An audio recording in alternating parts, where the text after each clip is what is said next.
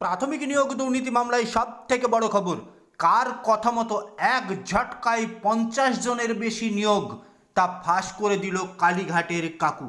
প্রাথমিক নিয়োগ দুর্নীতি মামলায় বিশেষ আদালতে তৃতীয় সাপ্লিমেন্টারি চার্জশিট জমা দিয়েছে আজ সিবিআই, আর তাতেই উঠে এসেছে নেতা অরুণ হাজরার নাম।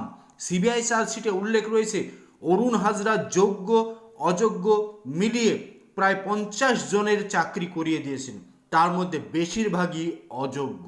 প্রাথমিক নিয়োগ দুর্নীতি মামলায় সাপ্লিমেন্টারি চার্জশিটে কালীঘাটের কাকু সুজয় কৃষ্ণ ভদ্র তৃণমূল যুবনেতার কাছ থেকেও চাকরির বরাত পেয়েছিলেন।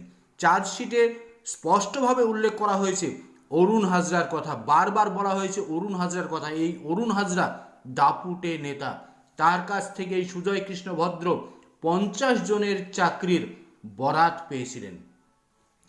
11 জন গোপন জবানবন্দি দেওয়ার পরেই সুজয় কৃষ্ণ ভদ্রের কাছে এই অরুণ হাজরার বিষয়টি আরও পরিষ্কার করে তুলে ধরেন সিবিআই আধিকারিকরা।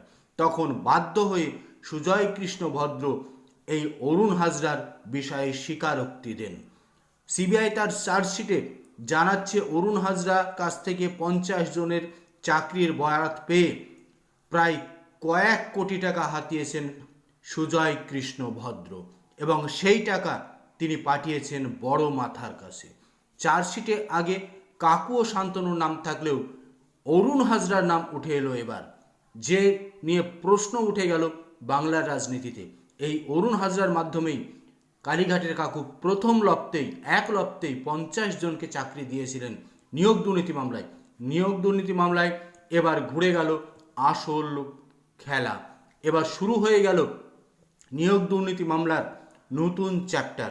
কালীঘাটের কাকু সুজয় কৃষ্ণ ভদ্রের সাপ্লিমেন্টারি চার্জশিট দেওয়ার সময় আরও একজনের নাম প্রকাশ্যে এলো।